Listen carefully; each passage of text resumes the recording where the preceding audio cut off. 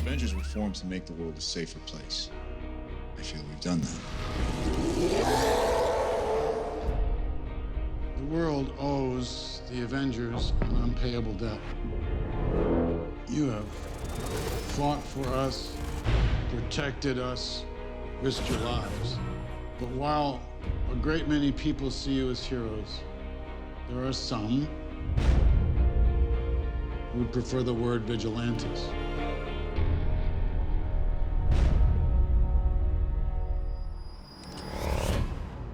When we were sitting down and beginning to think of the third Captain America film, we realized that Winter Soldier and the fact that audiences had embraced that film all around the world gave us the leeway to do things that were tonally somewhat different than we'd done in our films in the past, but also do things that have incredible repercussions for the films to come. There's one storyline from the comics that is the epitome of bringing the Marvel characters to a turning point, and it's Civil War.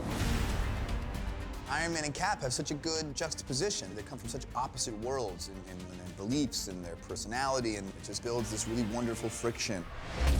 The concept of Civil War is very important to us. We felt like we needed to go in a radical direction if we were going to do another Captain America film. When you flip through the issues of Civil War, you'll have, in any given panel, a dozen characters fighting a dozen characters. And there are hundreds of characters over the course of that 7-issue book. It was always led by character, and then spectacle would follow. Marvel and Kevin, particularly, don't mind the big swings.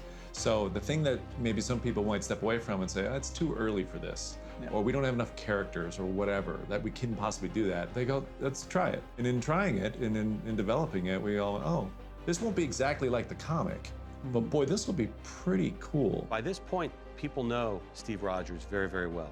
People know Tony Stark very, very well.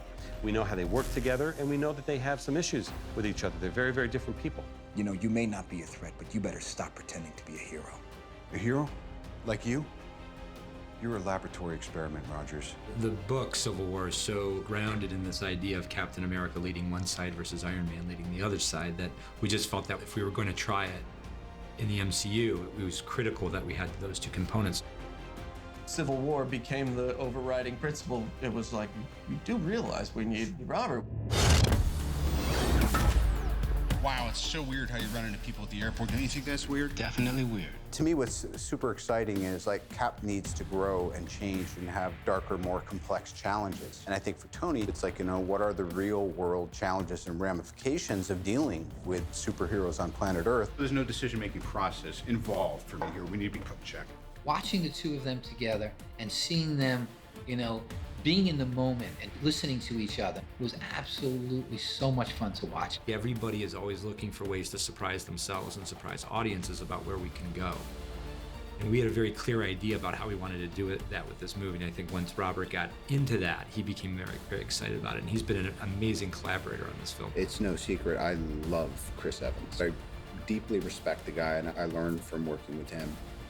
And he's also really reverential to me, which goes a long way. Downey might be my favorite actor, and it's just, it's such a, you know. I'm glad we spoke before this little sit-down.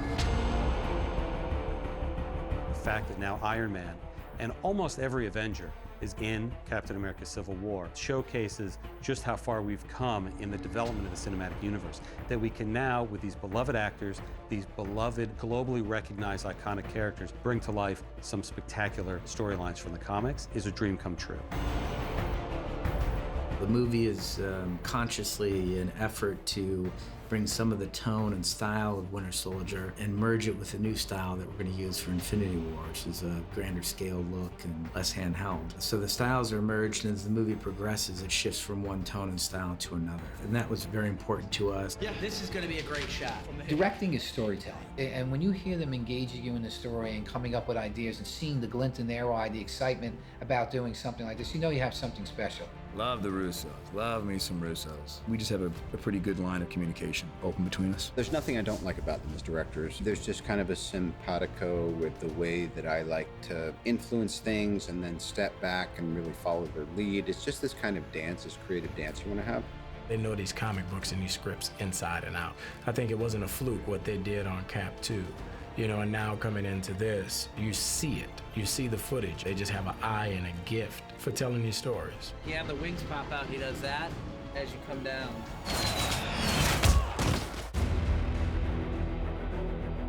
We're here on day one on set, and what we're working on right now is the first fight between Captain America and his rival, Winter Soldier. You gotta get out there. Oh shit! And then he got it. We want these fights to be big character moments. We don't want there to be fighting just for the hell of fighting. There's a lot of story coming into these fights. And Sebastian in the last one did a bit of fighting, quite a bit, but not as much as he did on this one. Seb put in so much work in pre-prep to train these fights. With Chris the same. Chris will pick up fights so quickly where if it's hand-to-hand combat, they're so good you can use them. And that is a better way to shoot fights because you see more of the actor, you can shoot wider, you don't have to hide anything when it's your real actors doing this combat. The Bucky apartment sequence, that was insane because that is like a Kickstarter for action in this movie because it starts with the apartment, goes to the stairwell, goes outside the apartment, and then into the second unit where they did that epic car chase. 3, 2, 1, action!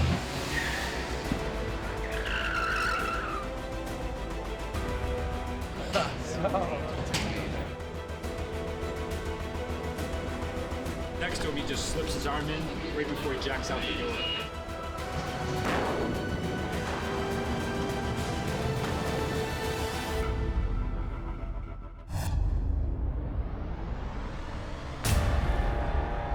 We follow the continuing story of the Winter Soldier, who Captain America cares very much about, and who believes he can get his best friend back. Bucky was the guy who's always been there, he's always had his back, and Steve's a loyal guy. I'm sure there's a certain sense of guilt based on what happened to Bucky. Which Bucky am I talking to? Your mom's name is Sarah. You used to wear a newspaper in your shoes.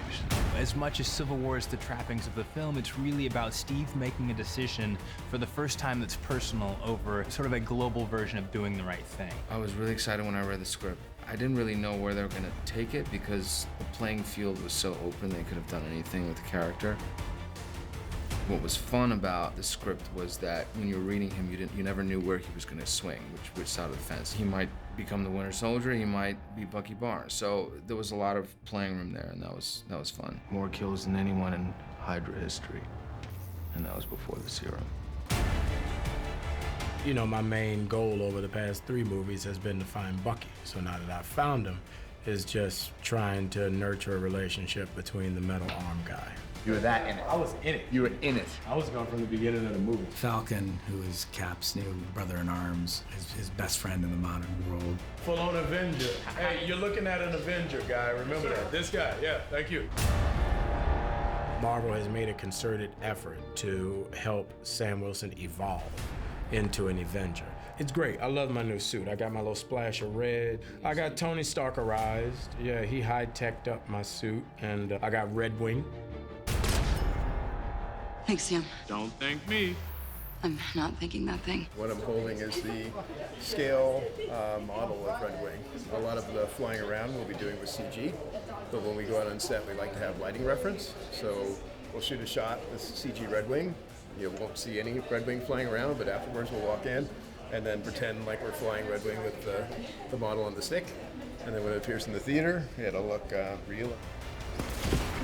I got my new jetpack. There's nothing, you know, natural about flying for a human. Man, it's so annoying that you guys won't let me fly. But, you know, I could be doing worse. I could be a superhero that runs, and I'd just be running around all day. I'm so tired. How many takes of this are we doing? And action, action! There's a giant set piece that opens the film in Lagos, Nigeria, which is a lot of fun. Our amazing locations team found this backlot, essentially, where we built Lagos, Nigeria, which wasn't an easy feat. When you're able to film in places that are a 360-degree real environment, it allows the cameramen a lot more freedom as to how they frame shots. It allows the stunt guys to really build things in an environment that's real, that gives them scale, so that when you see the film, it's really gonna feel as if you've gone to Africa. Yeah. Where we at? We're back in Lagos. We got Crossbones doing his thing today. Frank Grillo in the house.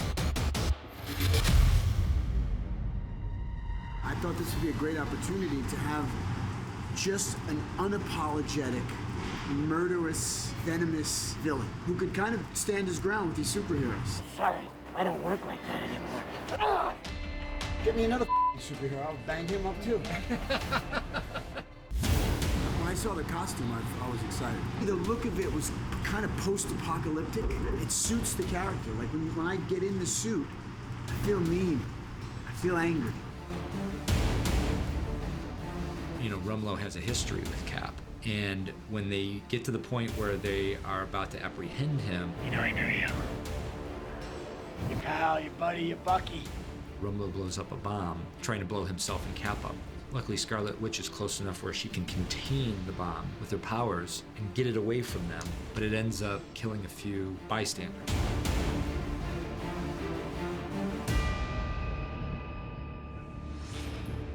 I remember reading it and being really excited by my character's just arc in general. I like the idea of her being terrified of her own abilities. The Russos wanted to really keep Wanda's movement to be Wanda's movement, because that's what makes her unique. So what the new elements that we are adding is flying, floating, those kinds of things. It's not just shooting energy towards robots.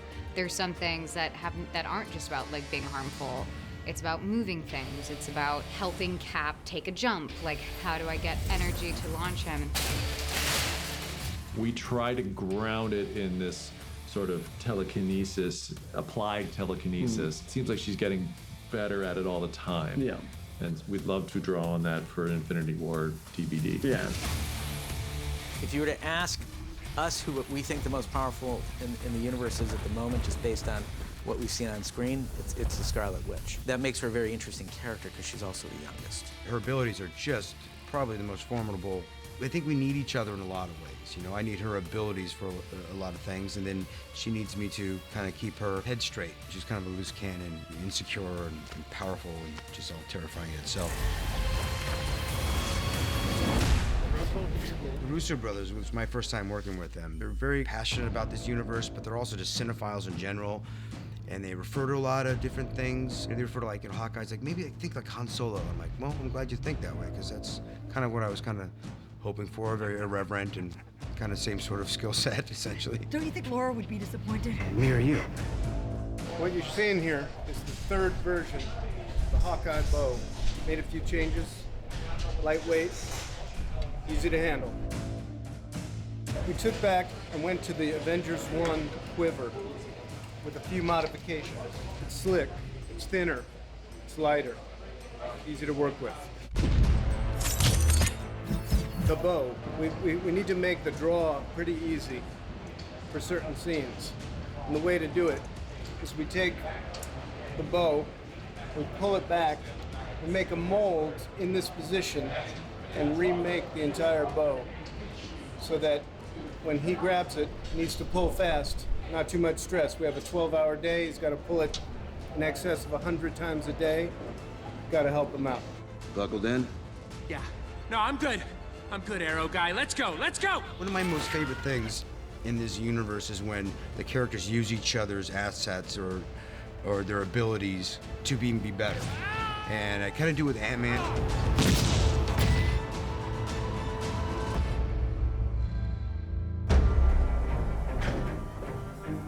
Put a little coffee in him, but he's all right. Right? When I showed up here for the first time and was doing a scene with Captain America and Falcon and all that, it's like, whoa.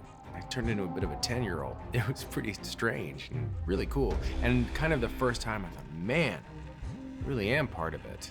This is awesome. It's Captain America. You. Right on. I think on the face of it, if you think of Ant-Man, you think, man, he's going to be overmatched when he faces the other Avengers. But the truth is, the power to shrink is something that shouldn't be overlooked. I'm the boss, I'm the boss, I'm the boss. I'm the boss! The new suit is really streamlined and looks a little more high-tech. Now it looks like it's been tricked out and kind of fits in with modern times a little bit more. And it was exciting. You know, I had that same feeling as when I tried it on the very first time in Ant-Man, which is just, I'm looking in the mirror like, this looks awesome. Oh, what the hell was that? The helmet is different. You know, they're no longer the cables that snap back into the back of the helmet. Antennas go up from the bottom now. The regulator is different. There's no dial on it. I think that Hank and Scott have been hard at work really getting this thing fine-tuned. Ant-Man has the history of the anti-Stark sentiment as expressed by Hank Pym and Ant-Man. Guess Hank was right. You never can trust a Stark. He lines up pretty cleanly on Cap's side.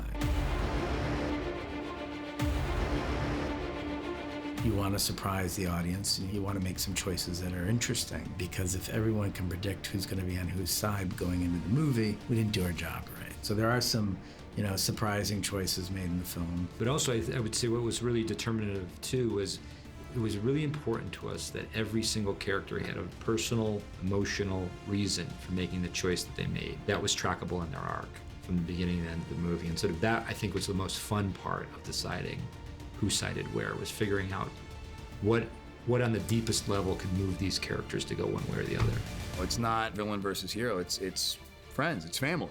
This is sometimes the most dramatic conflict, when it's people that actually have a history and care about each other.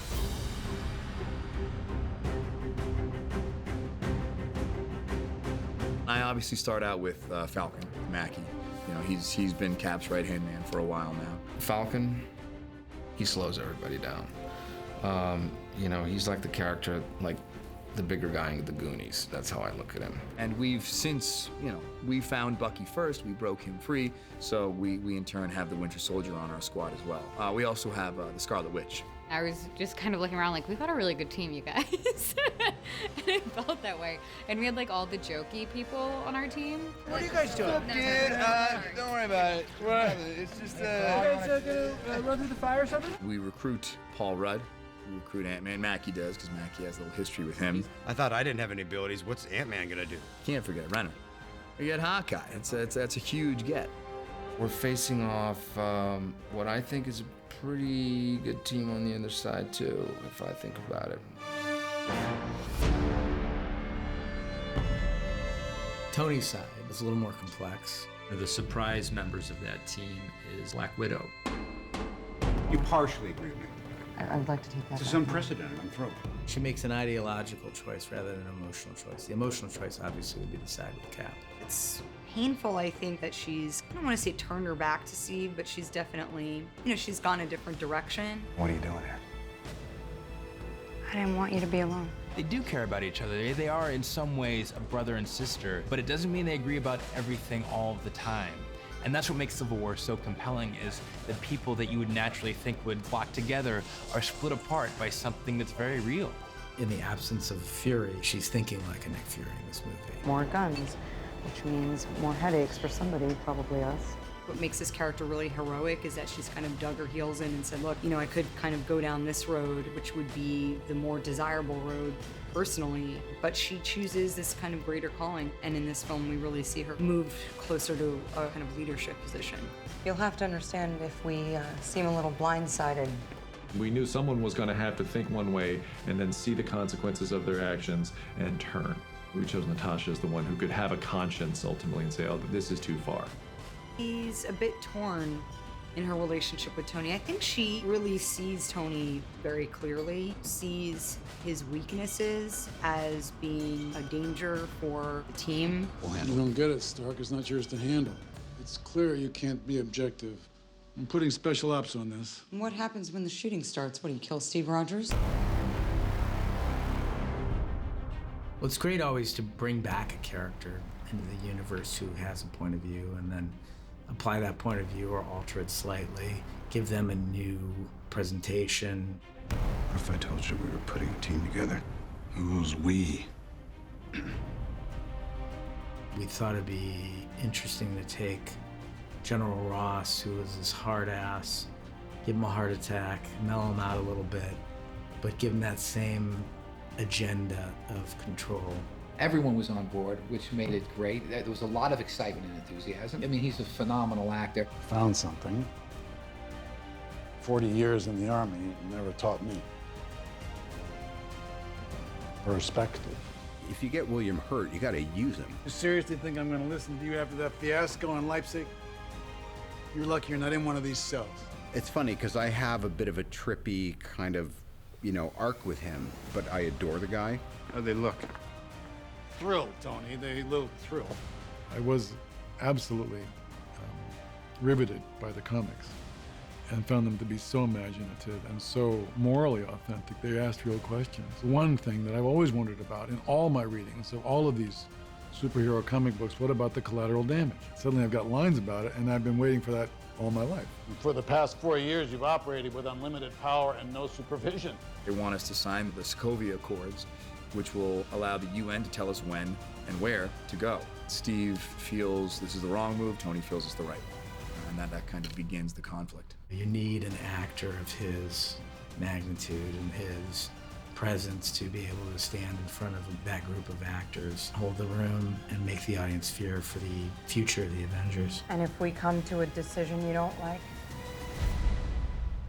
Then you retire.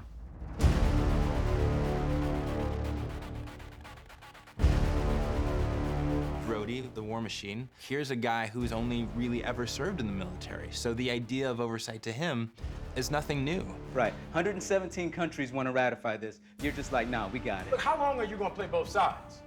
There's only one side, Sam. It's usually Rhodey who's trying to pull Tony back. And now Tony is saying, no, I'm kind of on this side, and we need to do it this way. It's nice to have still yet another progression to their relationship. We need to be put in check. Whatever form that needs to take, I don't care. I'm game. I don't want to be in a universe where Rhodey and Stark aren't still brothers, and they've been through so much that it would be like, that to me is almost would be like, that's too many fractures. War Machine has a whole new look. He's a lot bulkier than he was in the previous movies. It feels like he's back to being a full-size, almost wearable tank in a lot of ways. Sorry, Cap, this won't kill you, but it ain't gonna tickle either. Every time I'm in the suit, there's improvements. It gets lighter and lighter. So this suit is probably the lightest and most, malleable it's been yet. I could actually touch my nose with my arms this time. So I was very happy with the suit. Stand down now.